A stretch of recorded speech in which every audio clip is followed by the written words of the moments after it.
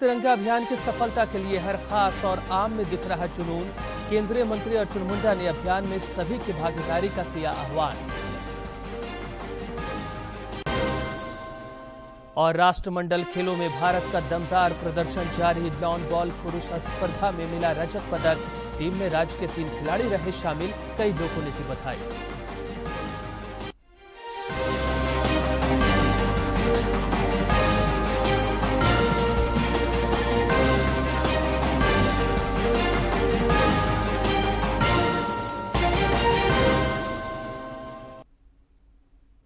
नमस्कार, खबरें झारखंड में स्वागत है आपका। मैं हूं रियाज आलम और अब समाचार विस्तार से। प्रधानमंत्री नरेंद्र मोदी आज राष्ट्रपति भवन सांस्कृतिक के केंद्र में नीति आयोग की शासी परिषद की 7वीं बैठक की अध्यक्षता कर रहे हैं। बैठक में मुख्यमंत्री हेमंत सोरेन समेत अन्य राज्यों के मुख्यमंत्री भी शिरकत कर रहे हैं। इस दौरान राष्ट्रीय शिक्षा नीति, स्कूली शिक्षा और उच्च शिक्षा के क्रियान्वयन के साथ ही देश को तिलहन दलहन के मामले में आत्मनिर्भर बनाने तथा शहरी प्रशासन के मामलों पर विचार विमर्श किया जा रहा है।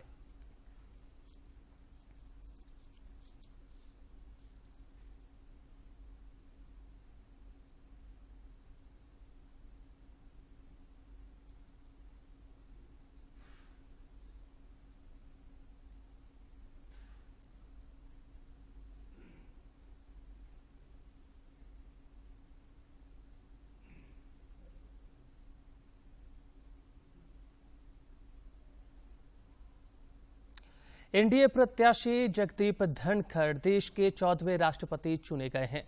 संसद में कल हुए मतदान के बाद 528 मत मिले। विपक्ष की संयुक्त उम्मीदवार मार्गरेट अल्वा को 182 वोट से संतोष करना पड़ा। 15 वोट अमान्य करार दिए गए।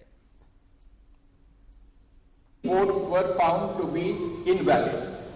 Thus, the percentage of valid votes is 97.93%. The quota sufficient to get a candidate elected is determined by dividing the total number of first preference votes secured by both candidates by 2 and then adding 1 to the quotient. The quota necessary for being elected to the office of Vice President of India was determined to be 356 votes. On the basis of counting, Shri Jagdeep Dhankar secured 528 first preference votes and Srimati Margaret Alva 182 votes. राष्ट्रपति द्रौपदी मुर्मू और प्रधानमंत्री नरेंद्र मोदी समेत कई नेताओं ने जगदीप धनखड़ को उपराष्ट्रपति चुने जाने पर बधाइयां दी हैं। प्रधानमंत्री ने कल उनसे मुलाकात कर शुभकामनाएं दी।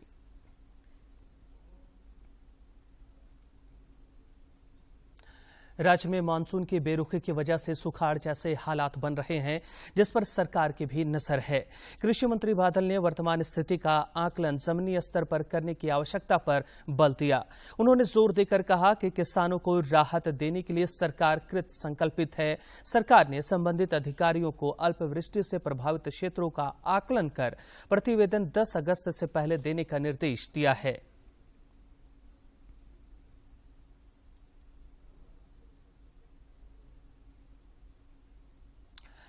इस बीच राज्य के कई इलाकों में कल से आगामी 10 अगस्त तक अच्छी बारिश के आसार बन रहे हैं। मौसम विज्ञान केंद्र रांची ने येलो अलर्ट जारी कर बताया है कि पूर्वी तथा पश्चिमी सिंहभूम, सरायकेला खरसावां, धनबाद, जामताड़ा, दुमका, पाकुड़, गोड्डा और साहबगंज में भारी बारिश की संभावना है। इस दौरान तेज गति से हवाएं भी चल सकती हैं। 10 अगस्त को रांची और लोहरदगा समेत कुछ अन्य जिलों में भारी बारिश का पूर्वानुमान है। राज्य में हालांकि अल्प वर्षा ने कृषकों को निराश किया है, लेकिन अभी भी उम्मीद खत्म नहीं हुई है। कई युवा कृषि कार्यों को अपनाकर अपनी तकदीर बदल रहे हैं। लोहरदगा से सटे चान्हो प्रखंड अंतर्गत गुटवा गांव के प्रगतिशील किसान आशुतोष तिवारी ने भी इस क्षेत्र में नजीर पेश की है। ये है चान्हो प्रखंड में गुटवा गांव के रहने वाले प्रगतिशील किसान आशुतोष तिवारी। वर्ष 2003 में आशुतोष ने पलांडू से ट्रेनिंग लेकर कृषि कार्य शुरू किया और नई तकनीक के माध्यम से खेती कर सालाना लाखों रुपए मुनाफा कमा रहे हैं। मुनाफा अच्छा मिलता है, इससे लोगों को रोजगार भी दे पाता हूँ। लगभग 10 एकड़ में खेती होती है, जिसमें अभी समय के साथ चलते चलते ऑर्गेनिक खेती की ओर भी हम लोगों की रुझान हुई है। खेती का टर्नओवर सालाना लगभग 20 से 25 लाख रुपए का हो जाता है। पेशे से अधिवक्ता रहे आशुतोष पारंपरिक सब्जियों की खेती के साथ ही कृषि के क्षेत्र में नए नए प्रयोग भी करते रहे हैं और आसपास के 2 दर्जन से अधिक लोगों को गांव में ही रोजगार भी प्रदान कर रहे हैं। खेती के जरिए पलायन की पूरी समस्या समाधान हो सकता है। आजकल सरकार का भी निगाह खेती पे गया है और विभिन्न योजनाओं के माध्यम से सब्सिडी मिल रहा है, छूट मिल रहा है। उसी का यहाँ देख रहे हैं, मल्चिंग करके हम लगाए हुए हैं। जो यहाँ मल्चिंग किए हैं, ये ड्रिप सिस्टम है, टपक सिंचाई है। इसके माध्यम से ऑर्गेनिक खेती हम कर रहे हैं। खेती के कार्य में लगे कय्यूम अंसारी कहते हैं कि गांव में 12 महीने लगातार मौसम के अनुसार खेती का कार्य चलता रहता है। तो मैं किसान भाइयों को कहना चाहूँगा कि बहुविधि खेती करें और रोजगार पेशा तो सबका अपना अपना है, लेकिन पार्ट टाइम खेती करें और उसमें कुछ मजदूर को भी काम दें। जो पलायन की समस्या है उससे भी हमें निजात मिलेगी। पारंपरिक सब्जियों के साथ फूल और फल की भी बड़े पैमाने पर खेती की जाती है, जिससे मुनाफा में बढ़ोतरी हो जाती है। हम जब से खेती कर रहे हैं या जब से हम सुन रहे हैं, देख रहे हैं, टमाटर इतना अच्छा, उस समय 4 रुपए केजी और साल बिकता था, इस साल 40 रुपए केजी बिका। केंद्र सरकार की ओर से किसानों को मिल रहे नित्य आर्थिक एवं तकनीकी सहयोग से अब बड़ी संख्या में युवा सरकारी और निजी क्षेत्र में नौकरी का मोह त्याग कर अच्छी पढ़ाई करने के बाद कृषि क्षेत्र में काम करने के लिए आगे आ रहे हैं। लोहरदगा से आसिफ रजा की रिपोर्ट। झारखंड समेत देश भर में पिछले कुछ दिनों से कोरोना संक्रमण का दायरा फिर से बढ़ता जा रहा है।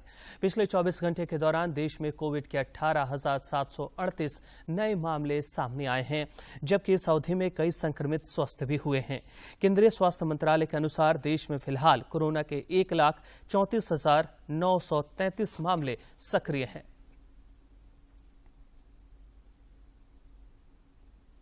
इधर झारखंड में भी कोरोना से जंग जारी है और पिछले 24 घंटे के दौरान अनेक कोरोना वीरों ने इस महामारी को शिकस्त दी है।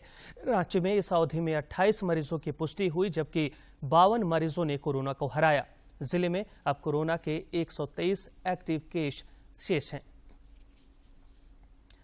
कोरोना के खिलाफ जारी जंग में देश में टीकाकरण अभियान तेज गति से जारी है। केंद्रीय स्वास्थ्य मंत्रालय के अनुसार देश में अब तक कुल 2 अरब 6 करोड़ 30 लाख से अधिक कोविड रोधी टीके लगाए जा चुके हैं।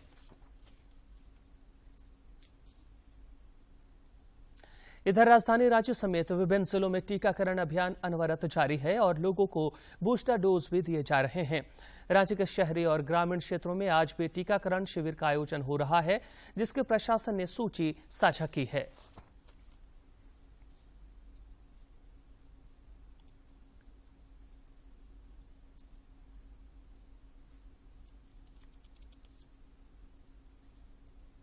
समाचारों का सिलसिला जारी रहेगा, लेकिन इस विराम के बाद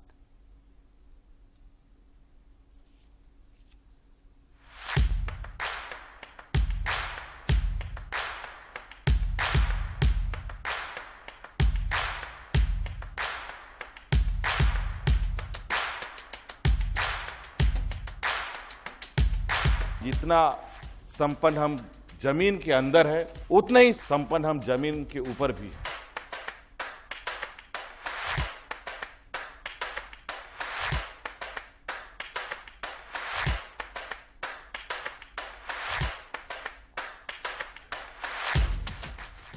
इसकी पहल सबसे पहले करेंगे, मतलब फर्स्ट कम फर्स्ट सर्व के लिए विशेष रूप से सरकार अलग से पैकेज बना करके उसको सहयोग करने का प्रयास करेगी। ये मैं आपको आश्वस्त करता हूं।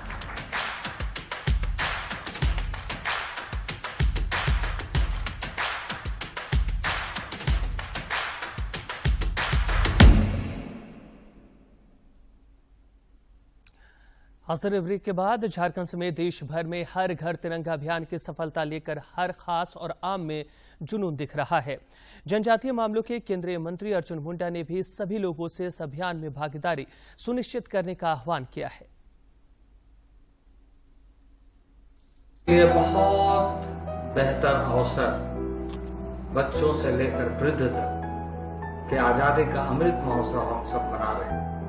और इस आजादी के अमृत महोत्सव में 15 अगस्त का त्यौहार और हमारे लिए बहुत ही उत्साहपूर्ण तरीके से मनाने का अवसर देता है कि हम इस संकल्प के साथ हर घर में हर घर तिरंगा फहराकर हम अपने आजादी का जश्न भी मनाएं और संकल्प भी लें कि आने वाले दिनों को हम पूरे देश के लिए अपने कार्यों के माध्यम से, संकल्पों के माध्यम से और अपनी ऊर्जा के माध्यम से प्रकाशित करते हुए नए भारत निर्माण का संकल्प को पूरा करें। विश्व विजय भारत का झंडा घर घर में लहराए,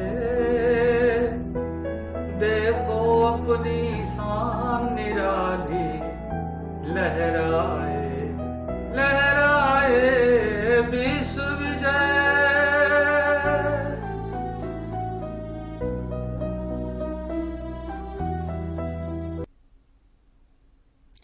इधर रांची के उपायुक्त राहुल कुमार सिन्हा ने तिरंगा अभियान को लेकर जागरूकता रथ को रवाना किया। साथ ही समाहरणालय परिसर में तिरंगा की बिक्री के लिए लगाए गए स्टॉल का जायजा लिया। यहां पर 20 रुपए सहयोग राशि देकर तिरंगा प्राप्त किया जा रहा है।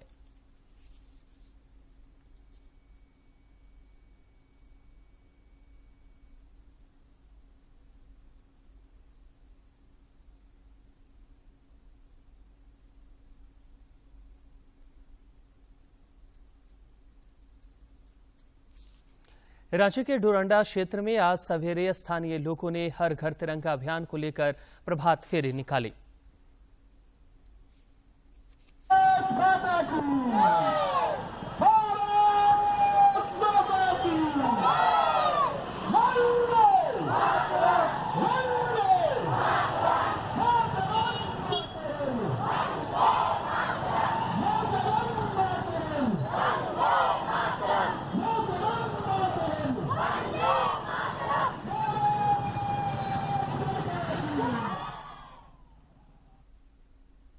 हजारीबाग में भी हर घर तिरंगा अभियान को लेकर कई कार्यक्रम आयोजित किए जा रहे हैं, जिसमें सभी की भागीदारी दिख रही है।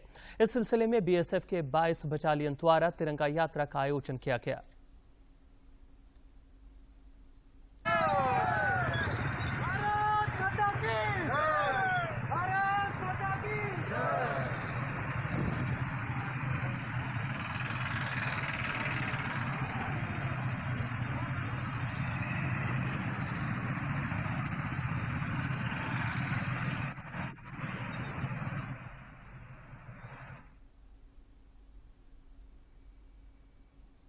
और अब कुछ खबर राज्य के विभिन्न जिलों से।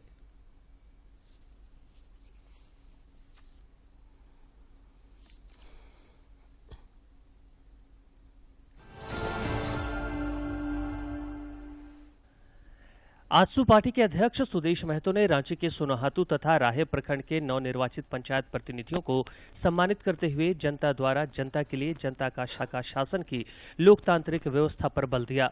उन्होंने विश्वास जताया कि सभी सम्मानित जनप्रतिनिधि गांव और पंचायत के हक अधिकार के लिए संघर्ष को आगे बढ़ाएंगे। साहबगंज उपायुक्त रामनिवास यादव की अध्यक्षता में आपदा प्रबंधन से संचालित विभिन्न योजनाओं की समीक्षा बैठक आयोजित की गई। इस दौरान उपायुक्त ने गंगा नदी के जलस्तर में हुई बढ़ोतरी पर चर्चा की। साथ ही हालात के मद्देनजर गोताखोर एवं बड़े नाव की तैयारी तथा उपलब्धता निर्धारित कर लेने का निर्देश दिया। गोड्डा समाहरणालय सभागार में समाज कल्याण विभाग के द्वारा संचालित योजनाओं की समीक्षात्मक बैठक हुई, जिसमें संबंधित अधिकारियों को कार्यों में गति लाने एवं विभाग द्वारा संचालित सभी योजनाओं का लाभ सही लाभुकों तक पहुंचाने को लेकर दिशा निर्देश दिए गए। गुमला के उपायुक्त ने शहर के कृष्णा छात्रावास और जिला लाइब्रेरी के निरीक्षण के क्रम में छात्रावास में सोलर लाइट लगाने तथा मूलभूत सुविधा को दुरुस्त करने का निर्देश दिया। उन्होंने जिला लाइब्रेरी परिसर के छात्रों को नए जीर्णोद्धार भवन में शिफ्ट कराने का निर्देश। सरायकेला में समेकित विकास अभिकरण विभाग द्वारा एक दिवसीय गोष्ठी का आयोजन किया गया। इस दौरान अनुसूचित जाति अनुसूचित जनजाति के उत्थान के लिए बनाए गए विभिन्न कानूनी प्रावधान एवं वन अधिकार विषय को लेकर बिंदुवार जानकारी साझा की गई। चतरा उपायुक्त अबू इमरान ने ईटखोरी के धुना पंचायत के दौरे के क्रम में पंचायत भवन में स्थित मुखिया कार्यालय, पंचायत सचिव कार्यालय, रोजगार कक्ष का औचक निरीक्षण किया। इस दौरान उपायुक्त ने पंचायत भवन में मूलभूत सुविधाओं का जायजा लिया और आवश्यक दिशा निर्देश दिए।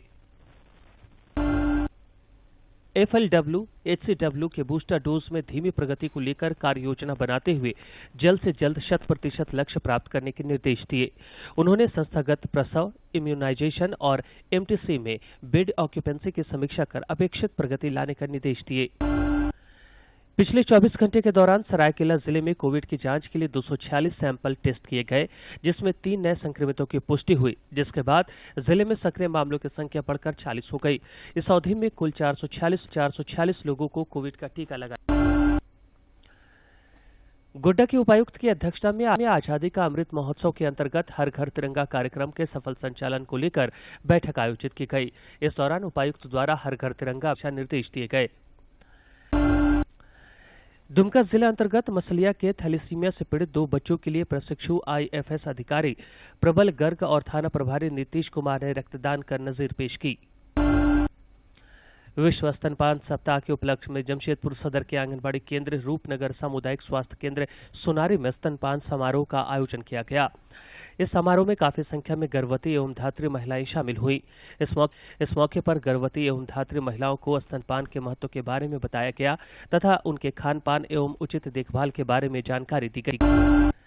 गोड्डा में उपायुक्त और पुलिस अधीक्षक की मौजूदगी में मुहर्रम पर्व को लेकर शांति समिति की बैठक हुई, जिसमें पर्व को शांतिपूर्ण ढंग से संपन्न कराने हेतु वरीय अधिकारियों एवं अन्य पुलिस पदाधिकारियों को आवश्यक दिशा निर्देश दिए गए। इस दौरान विधि व्यवस्था संधारण के लिए विशेष सतर्कता बरतने पर बल दिया गया ताकि मुहर्रम पर्व सौहार्दपूर्ण वातावरण में मनाया जा सके। गढ़वा में प्रशासनिक अधिकारी नगर परिषद में पथ विक्रेताओं से संवाद में सम्मिलित हुए तथा PM स्वनिधि लाभुकों को QR कोड आधारित परिचय बोर्ड एवं मुख्यमंत्री श्रमिक योजना के 5 लाभुकों को जॉब कार्ड प्रदान किया गया। इस दौरान अधिकारियों ने उन्हें शहर को स्वच्छ रखने में ब्रांड एम्बेसडर की भूमिका निभाने की अपील की। खूंटी के मुरहू थाना अंतर्गत बुरमा जंगल में एक हत्याकांड का सफल उद्भेदन करते 2 देसी कट्टा, 2 कारतूस, 1 कार, 1 मोटरसाइकिल और 2 मोबाइल फोन के साथ गिरफ्तार कर न्यायिक हिरासत में भेज दिया है। रामनवमी पर्व के दौरान विधि व्यवस्था की तैयारी को लेकर पुलिस केंद्र रामगढ़ में मॉक ड्रिल का आयोजन किया गया। मॉक ड्रिल में क्राउड मैनेजमेंट, सुरक्षा व्यवस्था, विपरीत परिस्थितियों से निपटने हेतु ब्रीफिंग दी गई। गोड्डा समाहरणालय सभागार में यूनिक हेल्थ ID आभा कार्ड बनाने को लेकर समीक्षात्मक बैठक आयोजित की गई, जिसमें स्वास्थ्य विभाग के अधिकारियों द्वारा बताया गया कि आभा यूनिक हेल्थ ID है, जो कि 14 अंकों की पहचान संख्या है। इस संख्या को आधार कार्ड और अपने मोबाइल नंबर की मदद से जनरेट कर सकते हैं। खूंटी अड़की प्रखंड के चलकद गांव में आज स्वास्थ्य मेला का आयोजन किया जा रहा है। स्वास्थ्य मेला में बीमारियों की निःशुल्क जांच होगी तथा चिकित्सकों द्वारा मरीजों का इलाज किया जाएगा। साथ ही मेले में आवश्यकता के अनुरूप निःशुल्क चश्मों एवं दवा का वितरण किया जाएगा। विधानसभा अध्यक्ष रविंद्रनाथ महतो ने झारखंड विधानसभा के विधायक क्लब हॉल के जीर्णोद्धार कार्यक्रम का गुमला जिले के मिशन प्रबंधन इकाई में 2 दिवसीय समीक्षा सह क्षमतावर्धन बैठक का आयोजन किया गया, जिसका लक्ष्य सभी संकुल स्तरीय संगठनों के लेखापाल की समीक्षा कर उन्हें परियोजनाओं के उद्देश्य एवं संरचना के साथ ही संकुल स्तरीय संगठन लेखापाल के कर्तव्य एवं दायित्व से भी अवगत कराना था। खूंटी जिले के विभिन्न क्षेत्रों में सखी मंडल की महिलाओं ने प्रभात फेरी निकालने के साथ ही घर घर संपर्क अभियान चलाकर लोगों को हर घर तिरंगा अभियान से जुड़ने के लिए प्रेरित किया। रांची में चल रहे पाकोड़ हरिणडंगा विद्यालय स्थित डाइट भवन सभागार में विद्यालयों के प्रधानाध्यापकों का उन्मुखीकरण कार्यक्रम का आयोजन किया गया। डालमिया सीमेंट बोकारो यूनिट द्वारा जिला प्रशासन को हर घर तिरंगा अभियान के लिए 1 लाख तिरंगा उपलब्ध कराया गया है। उपायुक्त ने कहा कि सोचा से बोकारो जिला में पदस्थापित कंपनियां इस दिशा में आगे आ सकती हैं।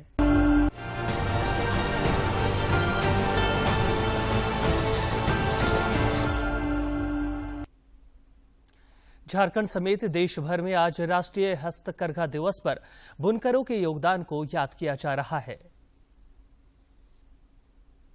भारतीय हथकरघा उद्योग भारत के सबसे पुराने और सबसे बड़े कुटीर उद्योगों में से एक रहा है।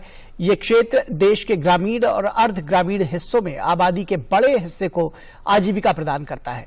ये महिला सशक्तिकरण का भी एक जीता जागता उदाहरण है, जिसमें सभी बुनकर और संबद्ध श्रमिकों में 70% से अधिक महिलाएं हैं। प्रधानमंत्री नरेंद्र मोदी ने 7 अगस्त 2015 से राष्ट्रीय हथकरघा दिवस मनाने की घोषणा की। हथकरघा दिवस के कारण देश विदेश में हैंडलूम्स की मांग बढ़ी है। सरकार का लक्ष्य है हैंडलूम के उत्पादन को 60,000 करोड़ से बढ़ाकर 1.25 लाख करोड़ तक पहुंचाने का। और काशी के हथकरघा द्वारा वस्त्र निर्माण का इतिहास वर्षों पुराना है। इस पर बनी बनारसी साड़ियां देश विदेश में प्रसिद्ध हैं। असली बनारसी साड़ी हथकरघा से ही बनी होती है। इसको जीआई मार्क भी प्राप्त है। देखिए यह खास रिपोर्ट। बनारसी साड़ियों के सुंदर कलेक्शन को जरा नजर भर कर देखिए। कौन ऐसा होगा जो इनका कायल नहीं होगा। अलग अलग रंग, डिजाइन, जरी, बेल बूटों और सुनहरे काम से सजी इन साड़ियों के ताने बाने में बनारस के बुनकरों का हुनर बसता है। लोकल से ग्लोबल हो चली ये साड़ियां न सिर्फ स्थानीय रोजगार का बड़ा साधन है, बल्कि इसके उत्पादन से जुड़े लोगों में ये गर्व का भाव भी भरती हैं। जानने की कोशिश करते हैं कि किस तरह से यहाँ पर बनारस की साड़ियों में क्या कुछ खास है, किस तरह से ये इनमें बुनाई है, क्या इसका सिल्क है, क्या खास है बनारस की साड़ियों में, ऐसा क्या है, ऐसा क्या आकर्षण है जिसकी वजह से लोग खींचे चले आते हैं इसमें।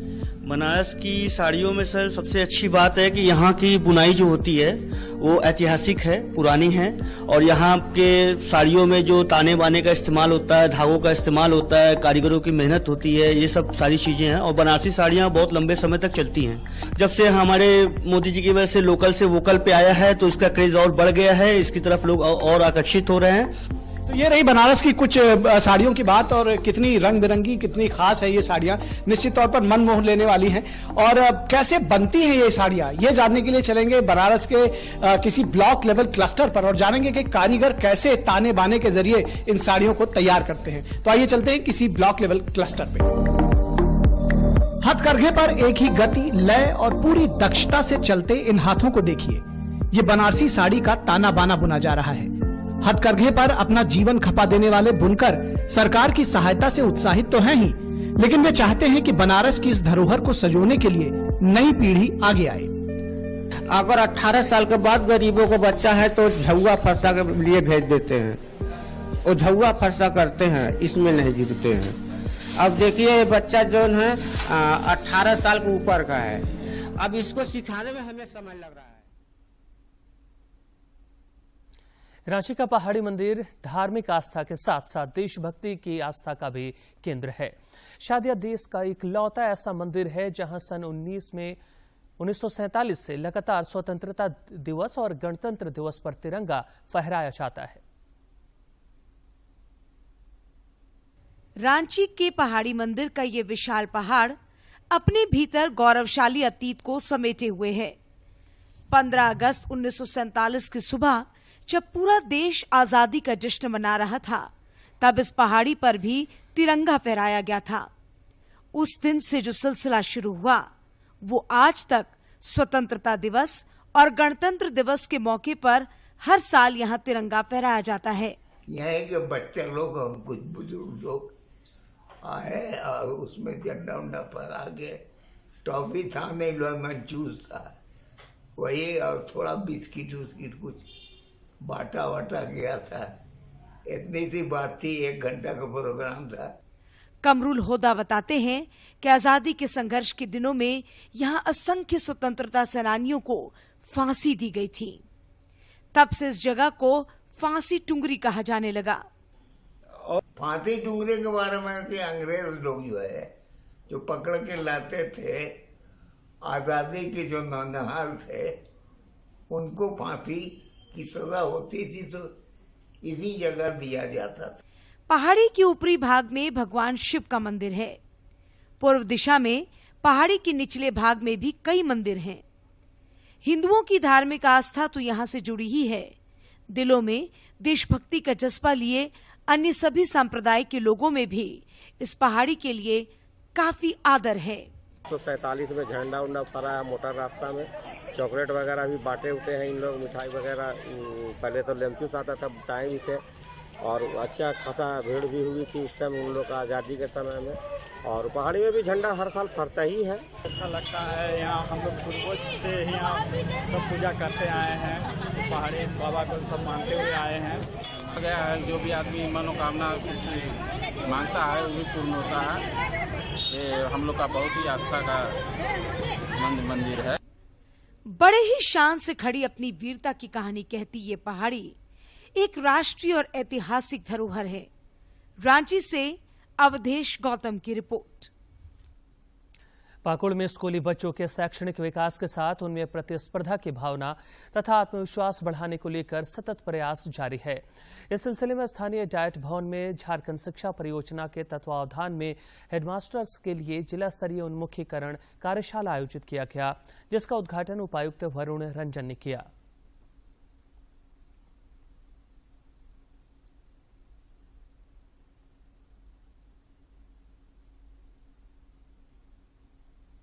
एक्सपेक्ट कर रहा था वो थोड़ा डिफरेंट एक्सपेक्ट कर रहा था और आई वाज एक्सपेक्टिंग कि ये थोड़ा और पार्टिसिपेटरी रहेगा और रीच आउट हमारा जो है वो और बेहतर हो सकेगा। राष्ट्रमंडल खेलों में भारत का दमदार प्रदर्शन जारी है और पदक तालिका में टीम इंडिया 5वें पायदान पर है। लॉन बॉल के पुरुष स्पर्धा में भारतीय खिलाड़ियों ने रजत पदक हासिल किया। इस टीम में झारखंड के 3 खिलाड़ी भी शामिल थे। राष्ट्रमंडल खेलों का 9वां दिन भारतीय पहलवानों के नाम रहा। रवि दहिया ने उम्दा खेल दिखाते हुए स्वर्ण पदक पर कब्जा जमाया। रवि ने फाइनल मुकाबले में नाइजीरिया के पहलवान ई विल्सन को 10-0 से हराया। रवि की यह जीत इसलिए खास रही क्योंकि ये उनके राष्ट्रमंडल करियर का पहला स्वर्ण पदक रहा। रवि दहिया के बाद महिला पहलवान विनेश फोगाट ने भी स्वर्ण पदक जीतकर देश का मान बढ़ाया। में कामयाबी हासिल की। विनेश ने नॉर्डिक सिस्टम के तहत खेले गए 53 किलोग्राम भार वर्ग इवेंट के अपने आखिरी मैच में श्रीलंका के केशनी मधुरवल्गे को बाय फॉल के जरिए 5-0 से मात दी। विनेश का राष्ट्रमंडल खेलों का यह लगातार तीसरा स्वर्ण पदक रहा। पैरा टेबल टेनिस खिलाड़ी भावना पटेल ने महिला सिंगल्स में स्वर्ण पदक हासिल किया। उन्होंने फाइनल में नाइजीरिया की क्रिस्टियाना को लगातार 3 गेम्स में 12-10, 11-2, 11-9 से हराकर स्वर्ण पदक पर कब्जा किया। इसी स्पर्धा में सोनलबेन मनुभाई पटेल ने कांस्य पदक जीता।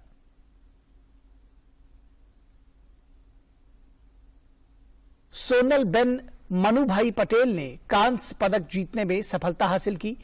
सोनलबेन कांस्य पदक के प्लेऑफ में इंग्लैंड की सू बेली को 11-5, 11-2, 11-3 से हराया।